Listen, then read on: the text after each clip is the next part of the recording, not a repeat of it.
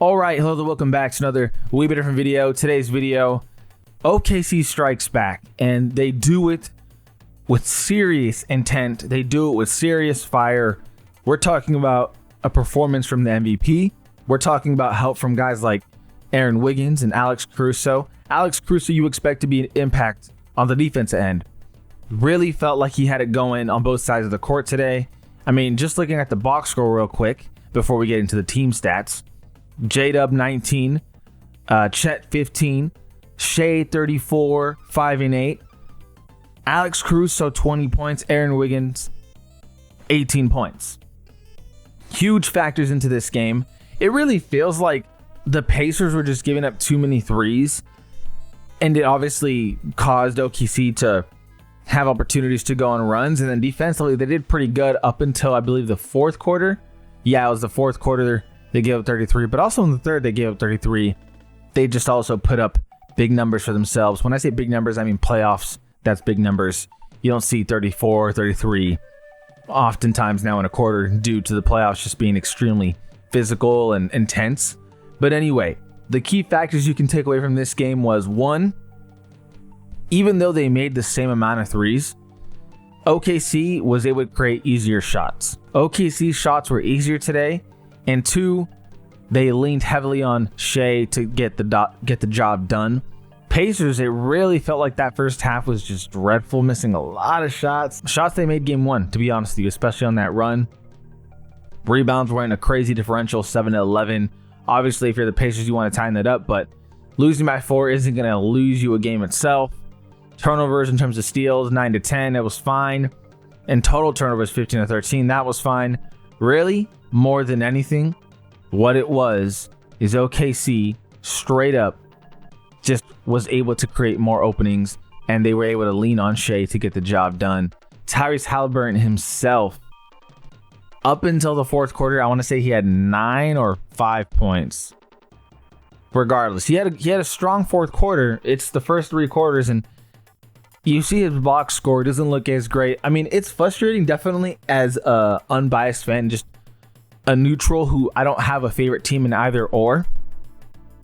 I will say this. You can't be a superstar and put up 3-3-3 in the first half. Like, you just got to find a way. And we constantly find ourselves in situations. When I say we, I mean us spectators. We constantly find ourselves in these situations watching Tyrese have outings that are just head scratching. And, you know, the offense needs him on the court. He creates openings. He's a huge part. Even when he only has 3-3-3, he's still, the team's better with him on the court. But you still want to see him score more points. If the team's struggling, if the team just doesn't have the shot, you want to see him step up and create those shots for himself. Again, it didn't happen until the fourth quarter. That's my biggest gripe with watching all of it. That's the only reason why I'll ever say it's arguable that Tyrese Halliburton is a superstar. Some people will say yes, some people will say no. I just stay in the middle of it and say it's arguable. You could go either way. There's good arguments to be made for both sides, right? However, this one was a convincing win by OKC. They did just look like the better team. I also did want to show this. Tyrese Halliburton seen with a limp after game 2. Check this out real quick. Yeah, definitely a limp. Definitely a limp.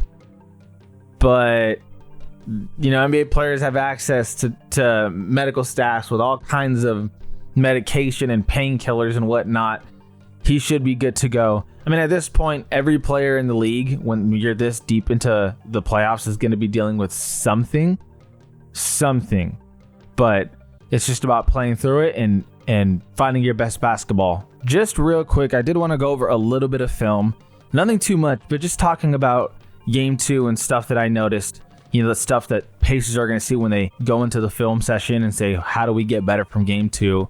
I mean, watch how they play Shea here. You're doing what you can, right? You got to limit him. But the problem is that OKC, is this a look that they're going to be taking every time? No. But you're giving a guy 5 feet of space. That's not something you're going to want to do. Is it a dare shot? Sure. But this was the first of many, and I mean many looks similar to this, where it's like, okay, Pacers, I see what you're trying to do. You're trying to game plan to stop Shea, but at some point you got to just adjust to the momentum into the shooting of the Thunder and what they're currently doing. And to me, this is something that was very noticeable. Again, this one in particular was the first of many more to come. Too many shots that were just like, damn, okay, well, I see what they're trying to do. They're trying to stop Shea, because then he gets stuff like this, right? Where he's dribbling up, getting to his spot, pulling up. Like, this is easy.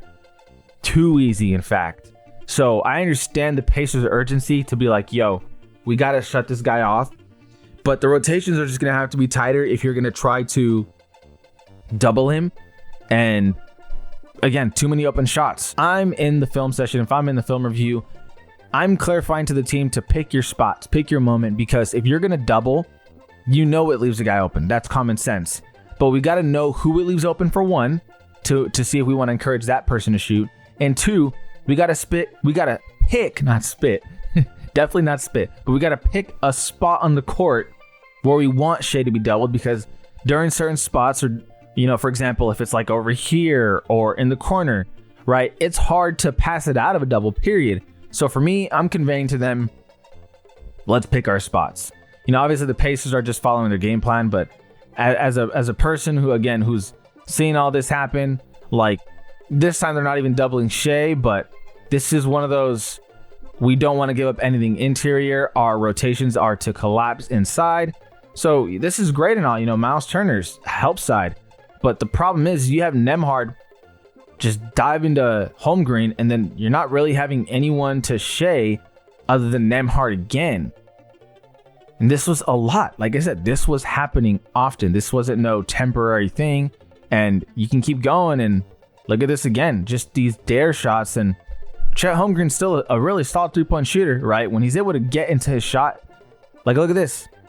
Solid three-point shooter. It was all night. I'm going, and we're seeing this all night. Great move by Shea. This point, you got to just tip your hat. An adjustment to this is just not, it's not something that you can really stop unless you outright just send the full blitz. But today, the Thunder just had their shot going for them.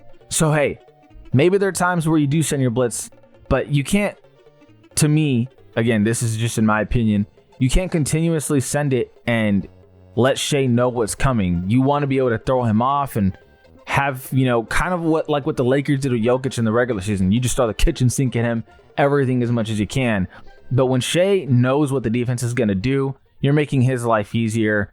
You got to be a little bit more unpredictable if you are going to blitz him. And in this case, they didn't work out, but that's still a tough shot. Another play here. Caruso gets the ball. Caruso sets the screen. Shea just goes straight up. I mean, he was an MVP.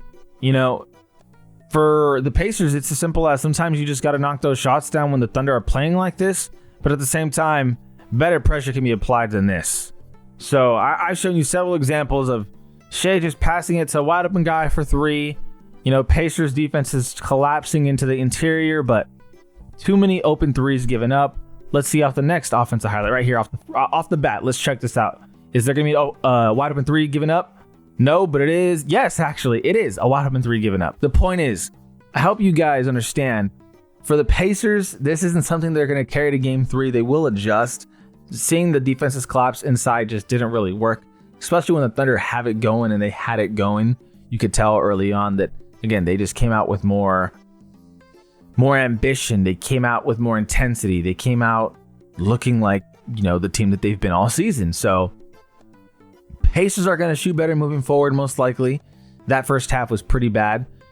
I'm not saying they're going to be like 30 points on a quarter on average. That's unrealistic. But that first half was, yeah, you guys, yeah, I can't say it enough. Not good. Tyrese Halliburton will be better than 3-3-3 at halftime instead of having to just add extra in the fourth quarter when the game's pretty much over. Hopefully he's not too hurt. He should be fine, but the Thunder do strike back. Definitely counterpunched by the Thunder. How do they respond? In all honesty, best case scenario for the Pacers is they split this 1-1 because they're not winning 2 in a row. Not against this Thunder team. Your best case scenario here is to split it 1-1. Pacers fans may or may not want to admit that, but to take 2 in a row against the Thunder, no, I don't think it's going to happen. Let me know what you guys think. Greatly appreciate you guys for watching. As always, feel free to like, subscribe. It goes a long way up with the channel. This is All We've Been Different. All We've Been Different. And we out.